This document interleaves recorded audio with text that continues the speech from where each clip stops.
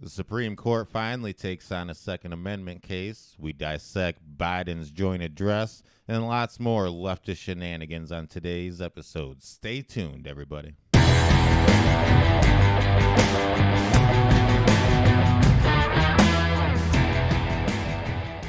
What's going on? Welcome to a new episode of the MAGA Fight. I, of course, am Mike, joined again by the lovely Catherine. How are you doing today, Katie?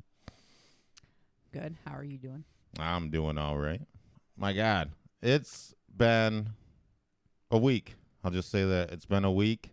Shout out, we got a nice stream of new audio listeners. Yeah. Trickling in. So hello to all of you. Sweet. I see you. I appreciate Thanks. you. Let's jump right in here. BLM stormed a Capitol building over this past week. They did. And I haven't heard it be the talk of the town like January 6th still is to this day. Yeah. Actually, I haven't heard really anybody mention it at all. It's weird, you know. Right back to that, when it's one side, it's one thing, but So yeah, BLM stormed the Oklahoma Capitol building, specifically the House of Representatives, while they had proceedings going on, while they were in while they had proceedings going on and all that stuff. And, raised some ruckus and whatnot and eventually left. The funny thing is, after they left, I guess they had dogs search the building to make sure that none of them had left anything behind. Really? Yeah.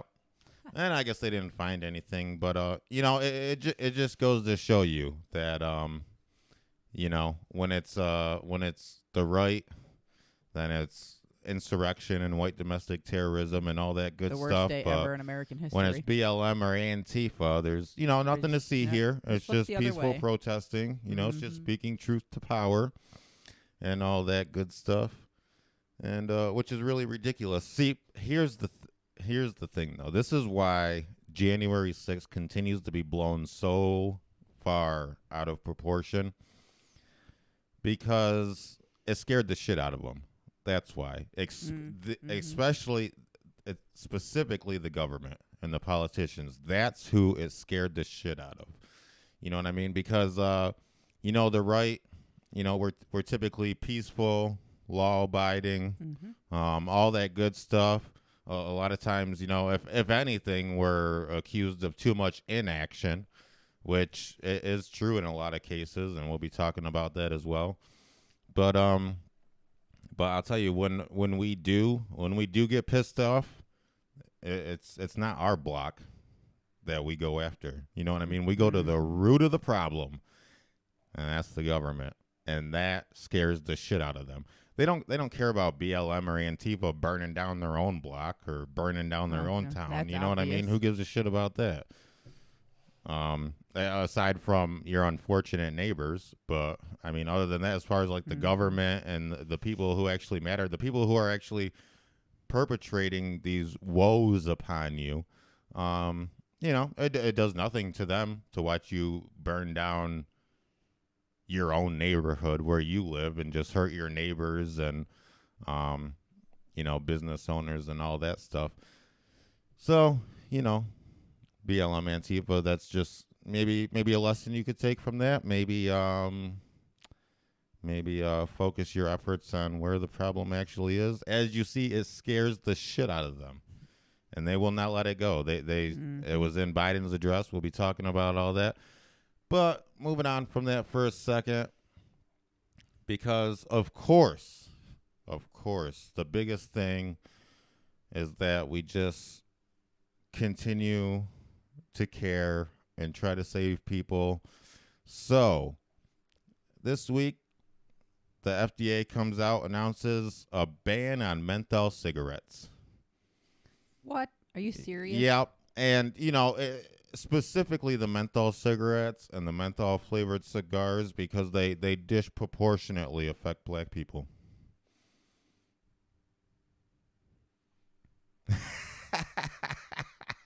I know that silence says. I think that's everybody's reaction. Like, What? first it's the ID thing. You know, it's because black people can't get IDs according to the Democrats. We think otherwise, but apparently we're racist for thinking that they're just as capable as everybody else at participating in society. But so first it's the ID thing. Then it's we're gonna get rid of menthol cigarettes because it disproportionately hurts black people because all black people smoke Newports and menthol cigarettes. So That's the most ridiculous thing I've ever heard. stay tuned. Give them 5 minutes. They'll give you something All right. else. What's next? Well, what's next is COVID fear mongering continues. Oh, Yeah, my favorite. yeah.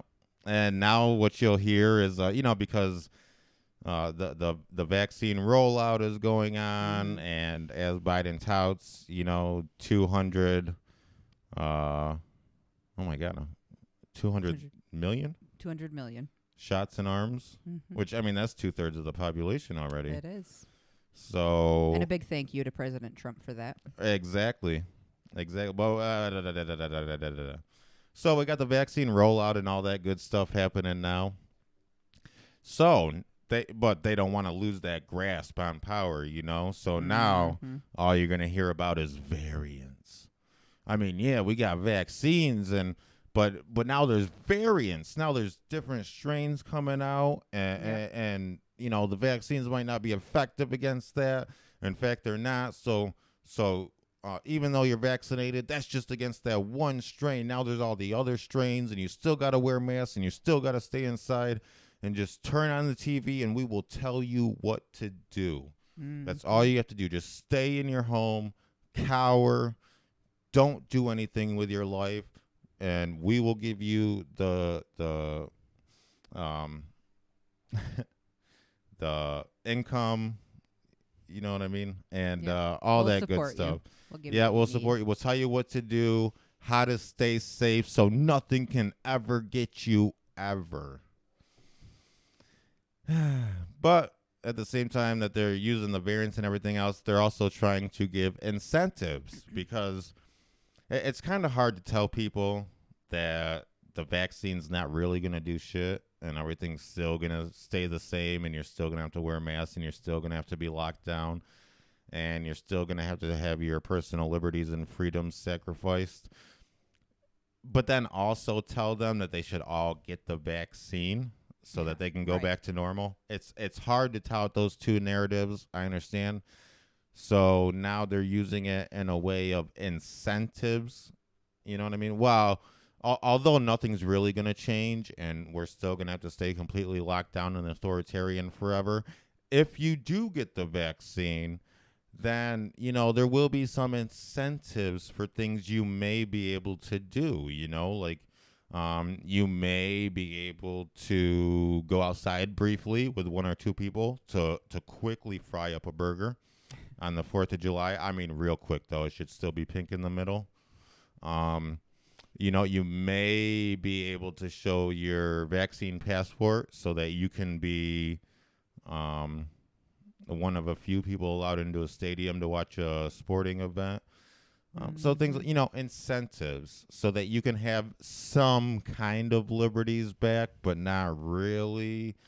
So yeah, go out, get this new stuff that we made real quick, and give us all your money, and then make sure you get it yearly from now on for the rest of your life, along with the flu shot and everything else that we come out with. And just stay tuned to the TV, and we'll tell you what to do. And that continues to be the norm that we live with. But diving into a nice little article I came across this week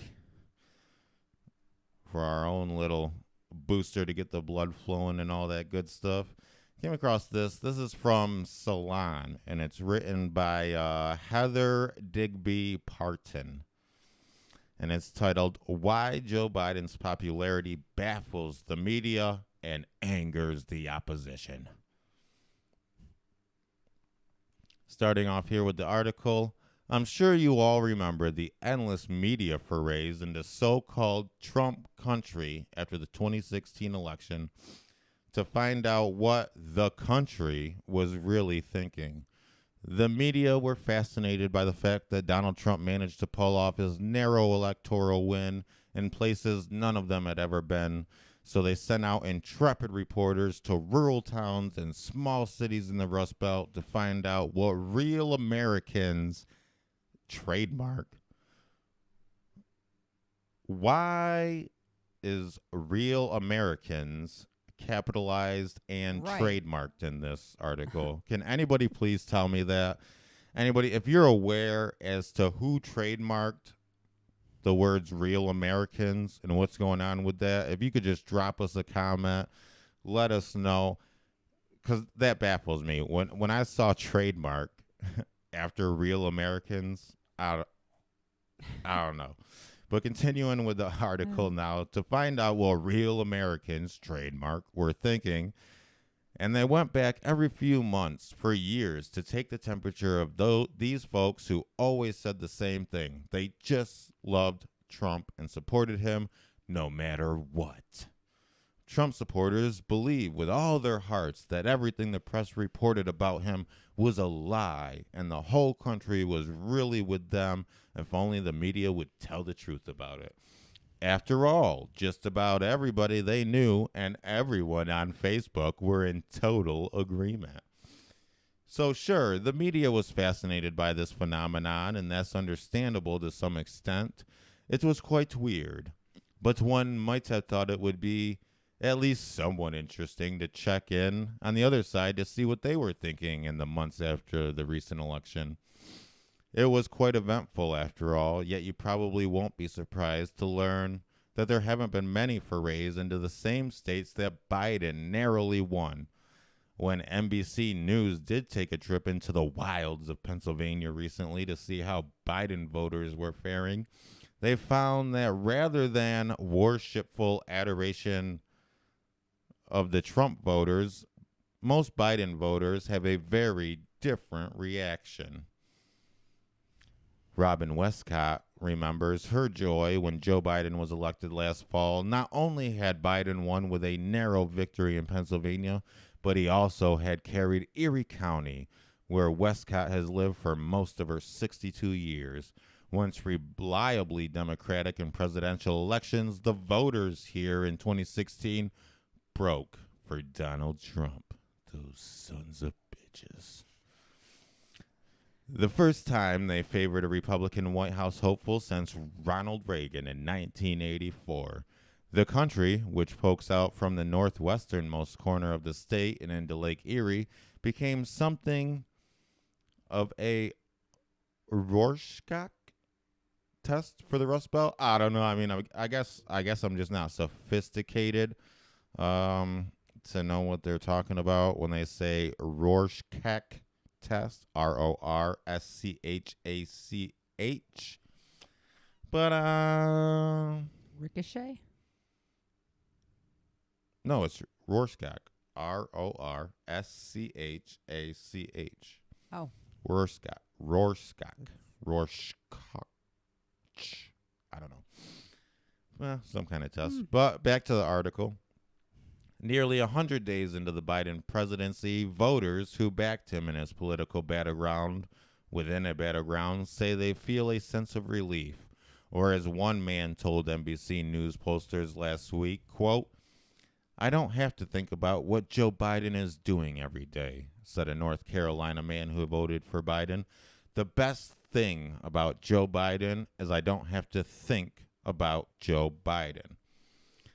In line with those anecdotal sentiments, a spate of public polls was released the past weekend in the run-up to Biden's 100-day mark, and they all show Biden to have an approval rating ranging from 52% in the ABC poll to 58% in the CBS poll.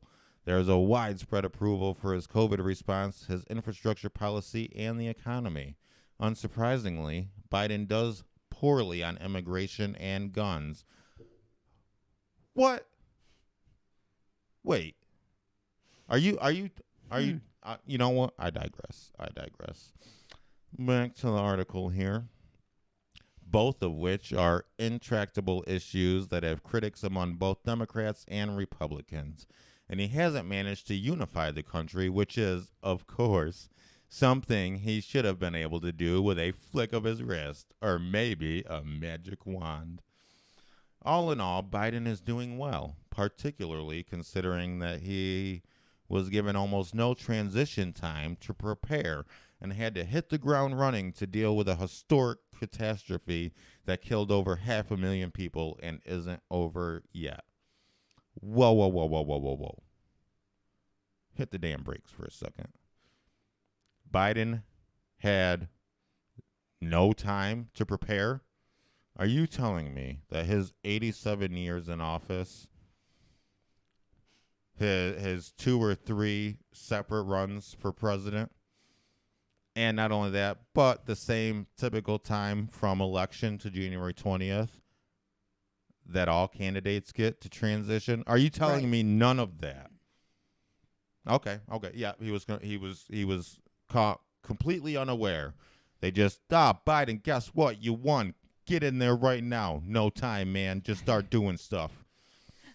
I know you've never been in government before and have zero experience and had no idea that you were running for president, but you did, and you have, and you won. That part's probably true. Sadly, that part is probably pretty true. And getting back to the article here, where were we? All in all, he's doing well with a historic catastrophe that isn't over yet. Okay.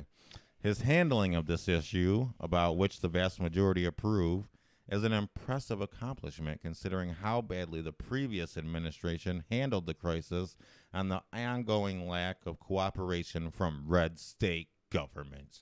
Those goddamn sons of bitches. I'll tell you what, I'm getting so fed up with these goddamn red states and their freedom and their opening back up and their acceptance of the Second Amendment.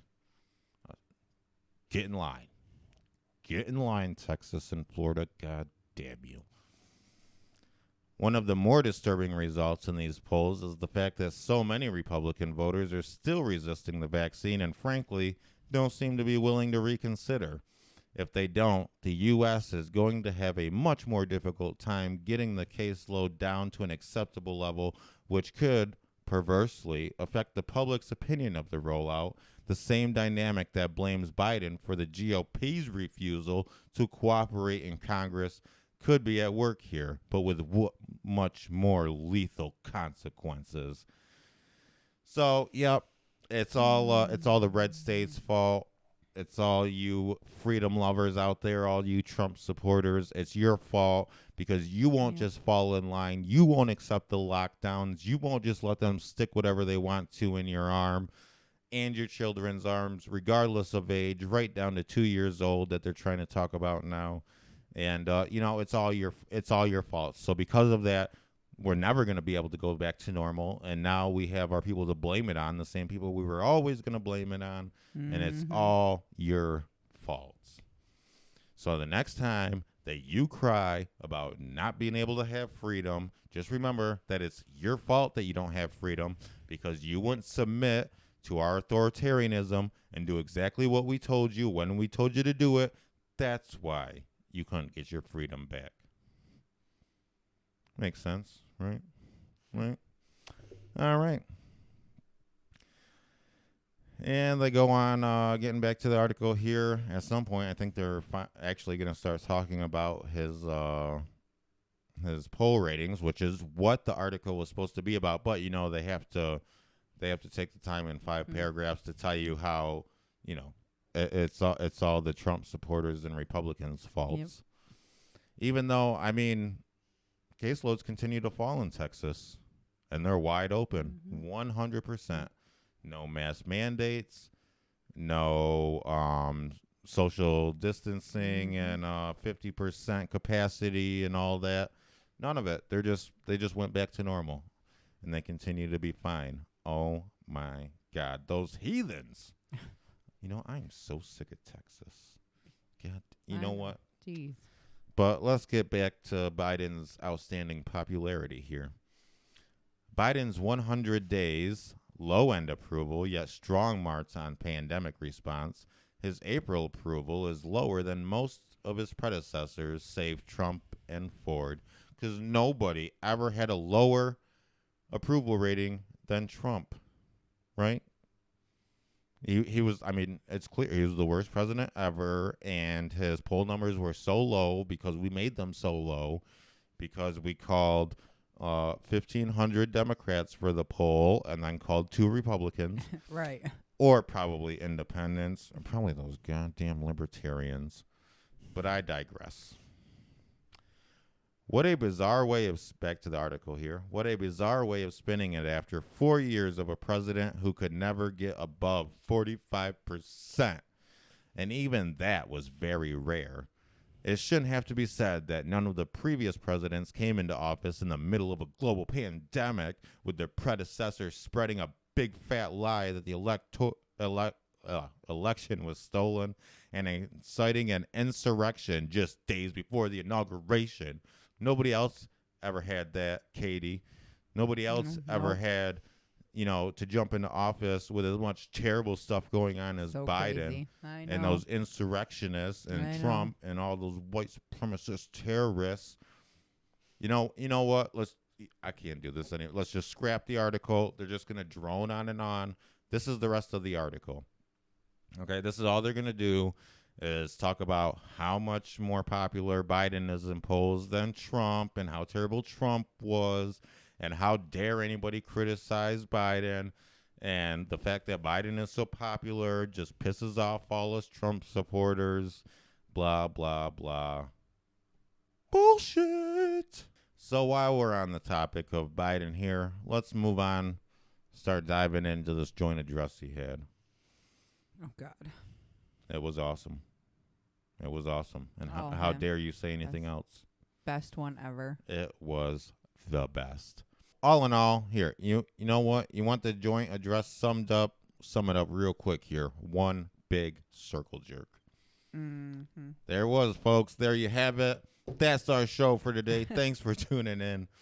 No, but I mean, it really was. It's pretty much all it was. He would make a comment, and then they'd stand with roaring applause, and everything was just so great. Everything he said was just so great. So let's dive into some of that. First, he started off talking about the American Jobs Act, which, of course, Harris will be leading. Because what isn't she leading? You know what I mean? Oh, yeah. So American Jobs Act, of course, Kamala's going to lead that one, like she leads everything else, and just like she leads Biden. Even though, I mean, she hasn't been down to the border yet, even though she was tapped to lead that crisis a while ago. But, So American Jobs Act.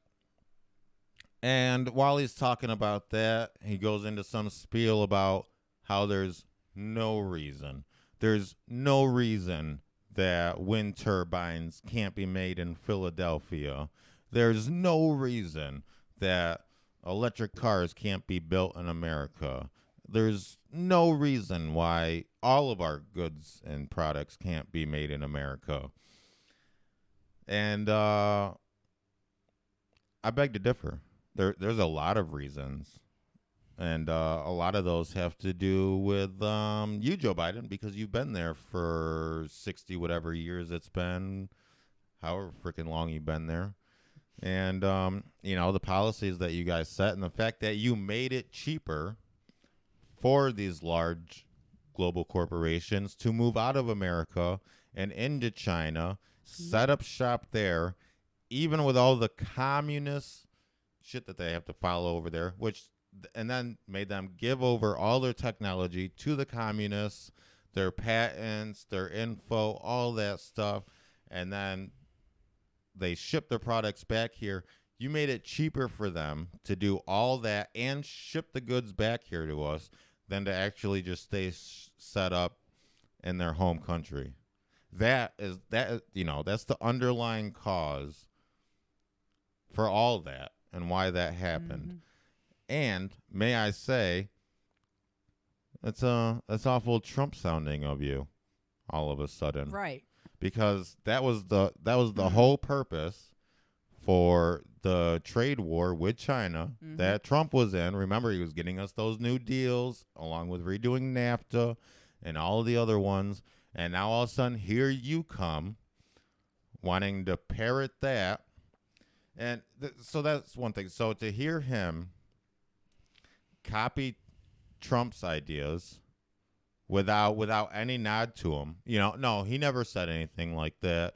Trump had nothing to do with. This is just something I'm thinking about now. This is part of my Build Back Better, and now it's going to be all made in America by American. Now I'm going to try to sound patriotic again all of a sudden. Yeah, right. But I don't see you continuing to try to get those good deals for us like Trump did. I don't see anything that, and then it ticks me off though, because to see him again plagiarize on the work of Donald Trump, and then to see Nancy and Kamala behind him and all the other dumb Democrats stand up and cheer and clap, and all of a sudden they all love the idea of made in America and buy American again, all of a sudden. And then skipping ahead a little bit, then Biden even went on later in his speech to start talking about lowering prescription drug prices. Another one of another Trump thing that Trump was working towards. So there was a lot in this joint address that sounded an awful lot like what we've been talking about for years now on the right, and that Trump was actually getting done. So here he comes, though, to plagiarize on that. I guess that's how he's going to try to win some people over, maybe from our side, maybe from the middle or whatever. He's going to start trying to sound like he's patriotic again. And but anybody who knows that it's a load of shit, because he made those policies. It was while Trump was doing all that was when he was standing there saying, come on, man. China's not competition with us. They don't want to eat our lunch, man. Come on, that's not what's happening. I know Chi. He's really nice. He gave my son millions of dollars, and there's nothing to worry about there.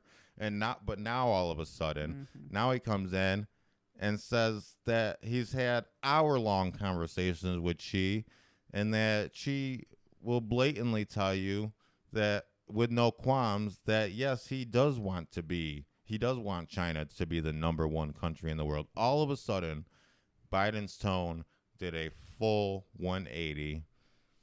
And, I almost feel like, the guy on Independence Day, the movie, when the aliens finally show up and he's like, I've been saying it for 10 damn years. I've been saying it. So I think that's kind of what a lot of us felt like watching this joint address with him talk about China and making shit in America again. But it's frustrating. All of a sudden now the Democrats are all clapping, and that's what they want to, because all of a sudden everybody's patriotic again. Sorry, some foul language almost started spewing out there. I had to easy calm myself down a little bit, because none of it's going to happen. That's why, because it's just lip service. Oh, yeah. He's the same globalist that he's always been. They're going to continue to be the same. Yep. And then he goes on after that, and he says, quote, they don't believe, speaking of China, they don't believe democracy can compete in the 21st century because they think it takes too long to reach a consensus. Well, that's also what you Democrats think. That's why you're plunging us towards communism and authoritarianism as we speak, as you try to sound patriotic. Yeah, exactly. You know what I mean? Because anybody who looks at the left sees they have no problem with consensus. As soon as the talking points come out, everybody jumps on it word for word, starts parroting it. There's no other opinions. There's no debate. There's just, nope, these are the talking points. These are what we do. This came from the top down. We do as we're told. We fall in line, or else we're shunned and canceled and have our livelihoods taken away from us, and, or even gone after, politically and all that, just like they're doing with Rudy Giuliani now, who had his apartment raided. Really? Yeah, yep. I didn't hear about that. Yeah, the FBI raided Rudy Giuliani's apartment. Took his computers, cell phones, all that stuff. The only thing they didn't take was Hunter Biden's laptop. Wow. Go figure. Oh. But And somehow that doesn't surprise me. But yeah, that's what the Dems believe is, it takes too long to reach a consensus. That's why they immediately have to pack the Supreme Court so that they can have a majority there, so that they don't have to debate or worry about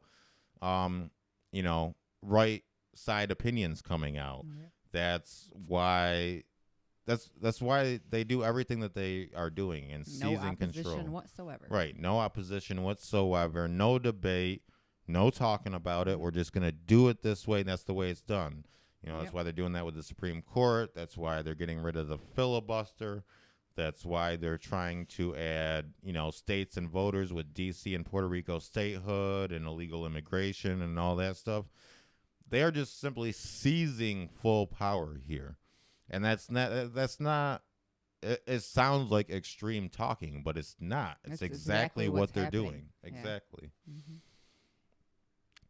So he went on from there, and then he started talking about education. And so he wants you to go to school 2 years earlier now, and not for daycare, but for actual learning. So at 2 years old, you get your ass into the classroom. Because 2-year-old babies need to go to school. Well, they do. I mean, if they why not? If they want to compete with China, they do. They're barely potty trained. Wow. Send them off away from their parents, the only two people they know on the planet at that moment. Well, Chinese babies. Babies. Chinese babies are in school at 2 weeks old. Probably. And never get potty trained. So, if you want to compete with them. So we got 2 years of pre-K he wants to add on. And then on the end of that, tack on 2 years of free community college. All in all, 4 more years of education. That's his plan for how you get America to compete with China and the rest of the world again. Which, I think one thing that the left needs to learn is that it's not quantity, it's quality. Right. You can go to school every year of your life. You can go to school from birth to death. If the education system is shit, then that 50 years of schooling that you did is also going to be shit. Mm-hmm. And if all your universities are just spouting Marxism and communism and all that woke's, justice bullshit, then no wonder. We're not going to it's quality, not quantity. You have to have a quality education, not just more years of shit education. Right, exactly. Let's see what else he talk about. He wants to, of course, there's the $15 minimum wage. Oh my God, Katie. You must be thrilled. Women are finally going to get equal pay. Yeah, I am. I'm just, finally. Yeah. My God. Finally. So now, when you go back to work on Monday, you can hold your head high that you're making just as much as every other male at the same position as you. Yeah. Yeah. Isn't that Finally. Nice? All these times you've been making dollars less. I know. Dollars less. Huh. Oh. It's interesting. I got a better raise than most of the men I work with. Yeah. Well, I guess they should take that away from you because it should be equal pay, not more pay. Not more pay, not less pay, equal pay, because that's the only thing that matters. Not how good of an employee you are that got you that bigger raise than some of those other males. Mm-hmm. Again, it's not about quality. It's about quantity. And as long as all the numbers are the same, that's all that matters. Except that all the numbers won't be the same because just like the farmer aid they're giving and then they talk about restitution and everything else. Or we even had in Oregon or Washington, one of those states, I forget which one, they passed where every family of 4 would start getting an automatic $500 more, but no white people were allowed to get that extra 500. We talked about that. I know a lot of people have forgotten about that by now because the news cycle keeps moving. Right, yeah. But, you know, just things to Wow. remember. Yeah, that happened, and that's still going on. And, of course, the miracle of it all, we're going to finally cure cancer, folks. You know, it's been a problem for so long, but now that Biden's here, we Yeah, have the he's gonna do technology. We can do it. We're going to cure cancer. Yeah. Okay. That's always been one of the things that happens at most State of the Unions. You know what I mean? Especially with the new presidents when they take office. They all pick some disease like cancer or AIDS or you name it. And they set out that we're finally going to cure this thing. And, of course, it never happens because there's no money in curing cancer. There's a shit ton of money in treating cancer. Yep. And that's the way it's always going to be. I'm sorry, but unfortunately, they are never going to cure cancer. Anybody with a thinking brain knows that. Mm-hmm. Just like they're never going to cure AIDS. They're never going to cure any lifelong affliction. Yeah. They're not going to cure because they want to sell you medicine for the rest of your life. Mm-hmm. You know, that's why diabetes, that's, you know, cancer, AIDS, all that stuff. They just want to treat you for the rest of your life. That's why you get the flu shot every year. That's why you're going to have to get the COVID vaccine. That's not a vaccine. That yearly inoculation every year. I've started calling it the COVID inoculation. Right, as you should. I don't call it a vaccine as you anymore. should. It's not. Because it's not a vaccine. Mm. You know, the polio vaccine, that's a vaccine. Yeah. Right. And, you know, as I was just talking about a few minutes ago, he also went on to talk about how he was going to lower drug costs. You know what I mean? Again, no mention of Trump. No mention of how we were already doing that. Mm-hmm. Just, no, it's just a brand new idea I just had, guys. You know, who knew? Then he started talking about taxes, and he went into no tax increases for anybody making under $400,000 a year. And of course, you got the typical line of it's time for corporations to pay. And then he said he's going to close the loopholes, blah, blah, blah, bullshit. Once again, we know none of this is going to happen. Right. Right. Especially closing the loopholes. So wait a minute. You mean to tell me that you're going to close the loopholes that you and your family are able to take advantage of? Yeah. That's what you're telling me? You're not. I don't think so. I don't buy it. I don't buy it. And not only that, but just saying that it's time for the corporations to pay their fair share, and I'm not going to raise taxes on anybody under $400,000. That has been said so many times in the past, and it never works. But yet they continue to say it because people listen to it. You know, the people who don't really pay attention to politics, who don't understand how government works, who don't understand how economy works, and they just, yay, oh, great, oh, my God, it's fantastic. Thank you, Mr. President. Okay. When these taxes get raised on all these corporations and everything, what do you think's going to happen? Do you just think all prices are going to stay the same? Do you think that their employees are going to continue to get as many raises maybe as they had been getting? Do you think maybe they'll keep hiring as many people as maybe they've been hiring? No. Probably not. No. They're going to recoup those costs regardless, whether it's loopholes and ways of getting out of paying the higher taxes, which is usually the case, or whether they just simply pass those taxes on to the consumer and their employees. One way or another, they are going to get around it, and you and us are going to pay those taxes.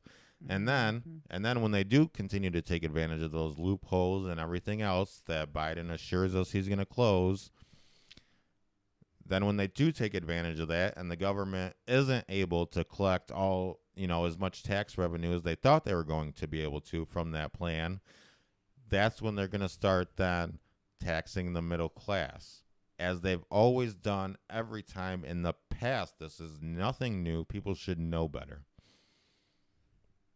So it's just, yeah, more of the same old same. Time for corporations and rich people to pay. And don't worry, I won't raise taxes on anybody making $400,000 or less, but We'll you see. will. New York has We'll already see. raised taxes. We live in New York. We know that. Mm. So, I'm sure there will be a federal tax hike coming not too far behind it. Yeah, I'm pretty sure New York is now taking just a little bit more out of my paycheck. Yeah. And I'm sure before long the federal government Yep, will too. Yep. Then, of course, we get to what they really wanted to talk about, which is gun control and white domestic terrorists.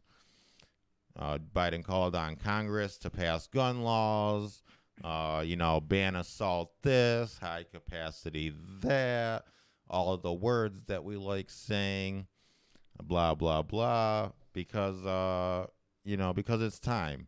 And then, of course, he had to parrot his new favorite line that he likes saying everywhere: no amendment is absolute. Well, it should be, you're right, it's not absolute, but it should be a lot harder to go against and challenge than your idea of it. Mm-hmm. And, of course, their other favorite thing to say for anything they want, of course, gun control and abolishing the Second Amendment. And, that shouldn't be political.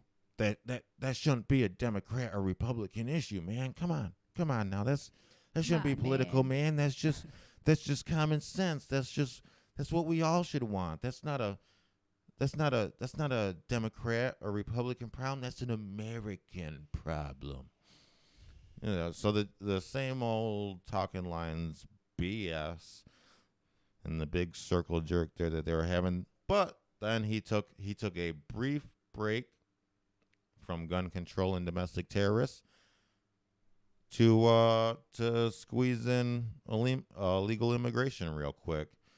So basically the gist of it, he wants every illegal immigrant to be automatically made a legal immigrant without any Just process like that, huh? or yeah. I mean, he didn't say all of them. He went through it.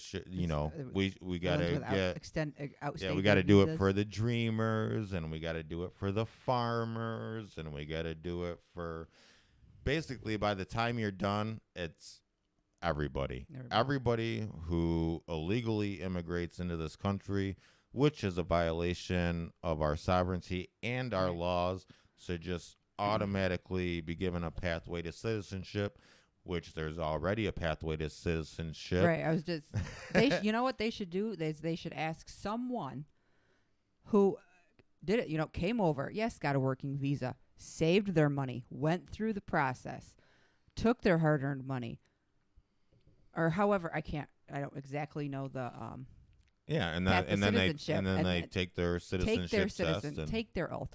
I work with someone who did it that way. She was born in the Philippines, and she came over here when she was, I don't know, early 20s or something like that. She came over on a working visa, cleaned hotels, worked her ass off, saved her money, and became a legal citizen of the United States. Well, I wonder how she feels about all those illegal ones just sneaking over the border, just boom. Well, you see, the thing is, Biden, the left, the government, they don't want to hear from those people. Oh, no, of course not. You know what I mean? Which is the same with the large Hispanic community that's in Florida that voted for Trump. Mm-hmm. Who are all legal immigrants from Cuba and socialist communist countries. They understand what it looks like. They understand what it is. They're ringing the alarm bells. We should be listening, but they don't want to hear from them. You know what I mean? Because they're not Democrat voters. And then he goes on to talk about, how all these illegal immigrants, the reason that they're illegal immigrants is because their countries are so terrible. So, of course, America should just fix every third world and shithole country. And, if we just take care of every country and build it up into a great country, then people won't want to leave those countries anymore. So, I mean, even though we can barely hold our own country together at the moment, Right. Yeah, let's just go. we're gonna Help go someone ahead else. and we're going to pay every other country's bills, and we're gonna give them trillions in aid, and make sure that we build them into great, wonderful places to live, so that nobody will ever want to migrate out of those countries. Oh, and of course, Kamala's gonna lead the immigration. Oh, I'm sure she Again, is. just like everything else. So it was pretty much just a long list of Biden talking about plans he wants to do and then saying that Kamala's going to lead him. That's pretty much the gist of it. We already knew that.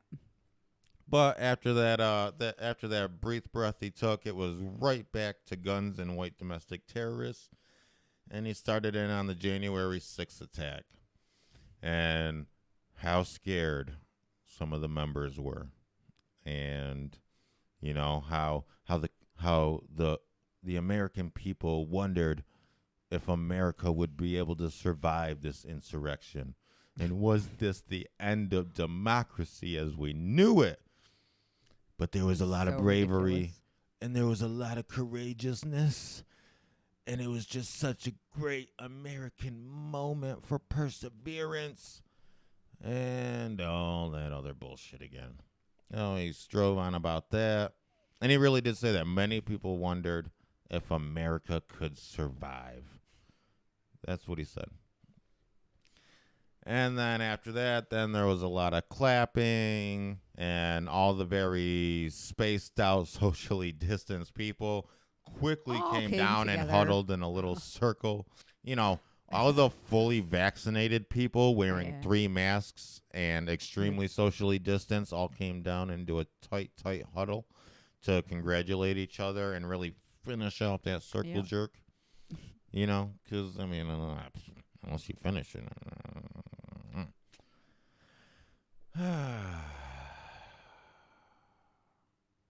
But I digress. Yeah. So, moving on to something of some sustenance here.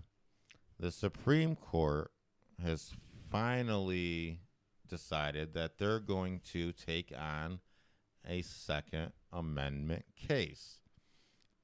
And we have an article here from CNN by Joanne Biskupic, CNN legal analyst and Supreme Court biographer.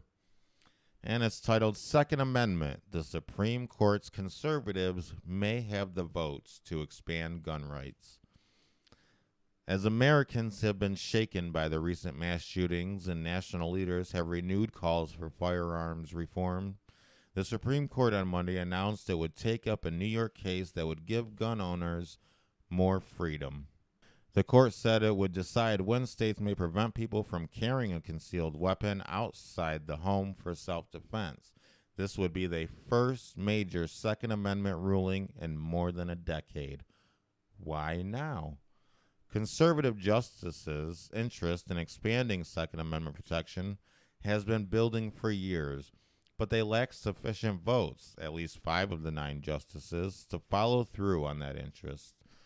The addition of Justice Amy Coney Barrett, succeeding the late Justice Ruth Bader Ginsburg last October, presumably changed that. This may be the first of several instances that the reconstituted court, with a 6-3 conservative liberal majority, shows its muscle. Other similarly contentious issues touching on the right-wing passions are headed towards the justices, for example, related to abortion rights and racial affirmative action in higher education. Yet there are additional factors that likely persuaded the justices to agree to hear the New York dispute they accepted on Monday. The case, New York State Rifle and Pistol Association v. Corlett, will be argued in the Supreme Court sessions that begins next October. This new controversy tests a New York State law that requires applicants for a license to carry a concealed handgun in public to show they have proper cause, that is, a special need for self-protection. So yeah, so for anybody that isn't from New York, as we've said many times, we live in New York. The way that concealed carry and pistol permits work here is, like a lot of places, you go, you submit your permit with a handsome fee, of course. Mm-hmm. And then if and maybe when, if ever they feel like getting around to it, usually, maybe 6 months or more, sometimes sooner, depends, I guess, really on your luck and what's going on at the time, you may be granted. However, as reason on that permit application, when you sign it in, you can't just say self-defense.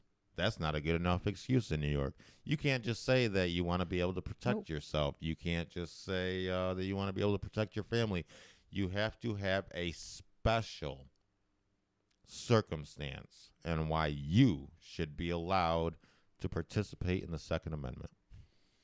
Now, a lot of times those reasons will come down to, maybe you're a business owner who handles large amounts of cash and, robbery is, a legitimate concern of yours, things like that. But yes, it has to be a special reason, not just because you want to defend yourself, not just because we have the Second Amendment. You have to be special. Getting back to the article here now. Lower federal courts have increasingly divided on how to interpret the reach of the 2008 Supreme Court ruling that first declared an individual right to firearms rather than one related to organized state militia. That case, District of Columbia v. Heller, involved gun possession at home for self-defense, and judges have split on whether people should be allowed to carry guns outside the home. Further, Monday's petition was brought by lawyer Paul Clement, a respected former U.S. Solicitor General under President George W. Bush, who had been at the forefront of challenges to gun regulations for years. Clement shepherded a separate New York case in 2020 that became moot after the justices had agreed to hear it. The Supreme Court majority ended up dismissing the controversy because New York lifted its ban on transporting guns to firing ranges or second homes outside the city. Still, 4 justices expressed interest in hearing another dispute to clarify the reach of the Heller case. Justices Clarence Thomas, Samuel Alito, Neil Gorsuch, and Brett Kavanaugh. Oh my God. Wait a minute. Are you telling me that Brett Kavanaugh was actually interested in hearing more about this case? I mean, my God, I don't know if it's just for show, but there may be a little red-blooded American left in him after all. Maybe. I was actually starting to wonder why we ever defended him. And actually, it's funny because since then, like I just say, but when Amy Coney Barrett came up, I didn't care. I did not care. I didn't care that she said she was a stark constitutionalist. I didn't care about any of that because I've heard the same old, BS before, the same old nice things they like to say, like with Brett Kavanaugh, and everybody defended him so fiercely as the left tried to rip him apart. And then he gets in there, and he's just another water bucket boy for the left. Yep. So I'm not doing it from now on. You have to earn any defense you get from us. You know what I mean? Until you prove yourself from now on, I don't give a shit. I'll let the left eat you. You know what I mean? Just because you claim to be on the right and claim to be conservative, because we know about how far that gets us. Yep. But getting back to the article here, Thomas has voiced particular frustration at the High Court's avoidance of Second Amendment cases over the years. Quote, "If a lower court treated another right so cavalierly, I have little doubt that this court would intervene," Thomas wrote in 2018. But as evidenced by our continued inaction in this area, the Second Amendment is a disfavored right in this court, he continued. Yet, even with such frustration, the four conservatives who wanted to revisit the 2008 Heller case rejected a series of appeals from firearms advocates last summer. That's because it takes 4 votes to accept a case, but 5 for a majority ruling. Sources told CNN last summer that the justices on the right did not believe that they could count on a 5th vote from Chief Justice John Roberts. And, we all know that they were probably accurate in that thinking. There is no bigger disappointment than Chief Justice John Roberts. I mean, there's really no difference between him and Ruth Bader Ginsburg. I don't know how he was ever able to call himself a conservative, but he's just a leftist activist judge. Back to the article. A conservative who has voted with justices on the left in certain contentious cases. CNN, just to correct you there real quick, I think what you meant to say is who has voted with justices on the left in most contentious cases, or maybe even all contentious cases. I think that's what you meant to say, not just certain, because it's, the majority, if not all. Well, back to the article. Roberts was in the majority for the justices' 5-4 milestone ruling in Heller, which established individual gun rights, but the Chief Justice's signals during internal deliberations on firearm restrictions, sources told CNN, convinced his conservative brethren he would not likely cast a critical 5th vote to overturn gun regulations. Exactly. He made it clear, I'm voting with Democrats, like I always vote with Democrats. They are my masters.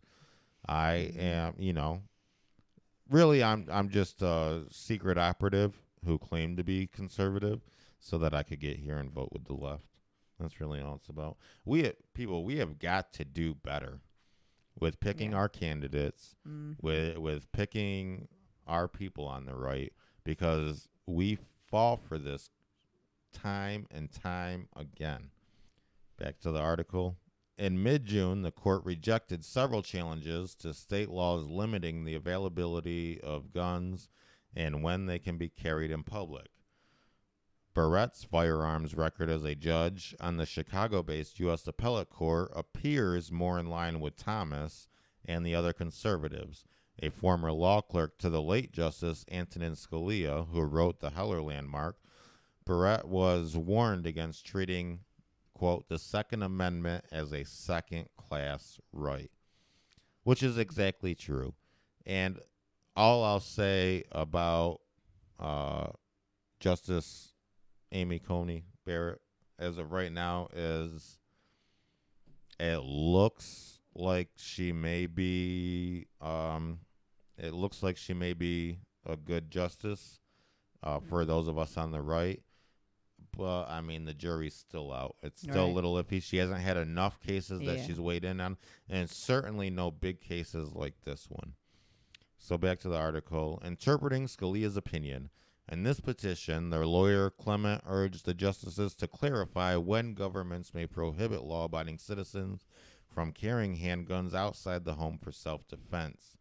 Clement said several regional U.S. appeals courts have used the 2008 ruling on handguns in the home to uphold strict permitting regimes, while others have ruled that Heller's principles demand more lenient permitting for eligible citizens. And they go on, blah, blah, blah, bunch of court stats and stuff in here, some quotes from justices. But essentially the gist of all this is that the Supreme Court has agreed to hear this New York case in October. But my take on this is that I'm not sure it's ever going to make it to the court in October. For instance, I mean, New York may just come out and say something about, oh, we've done this or that, like in past cases, like you just heard in the article, where then the court says, well, they changed that policy, so now that case is moot, null and void, Right. or something like that. It's actually happens way too frequently with these court cases. It's slipping the top of my mind at the moment, but I can think of a couple other specific instances where there have been these court cases, and then the states simply change their policy on them, which then causes the court to rule that null and void, and then once it's wiped out, then the states simply change their policy back again. Right. So I think that once a case is decided to have been heard, it should be heard, even if the policy's been changed. Even if, whatever excuse they want to give, it should still be heard and it should still be ruled on. That way you have that ruling to stand for the future, and it also sets the precedence for the other states and the rest of the country, being that it is the Supreme Court. Right. So that's what we have to look forward to so far. Actually had some other stuff here prepared to talk about, but we're already over our hour mark. Time flies when you're having fun. I know. Lots to talk about. I guess that's where we're going to leave it today. All right. As always, thank everybody so much for the support that you give us and for taking the time out of your lives to listen and watch. Yes, and definitely. We appreciate it very much. Again, thank you to all you new audio listeners coming in. We see you. We appreciate you. You can catch us every Monday with new episodes on YouTube, Rumble, as well as the podcast on Google, Spotify, Amazon Music, Stitcher, everywhere podcasts are available pretty much. You can follow me at mrogers87 on both Parler and Clout Hub. And look forward to seeing you again next week. Thank you, everybody. Take care.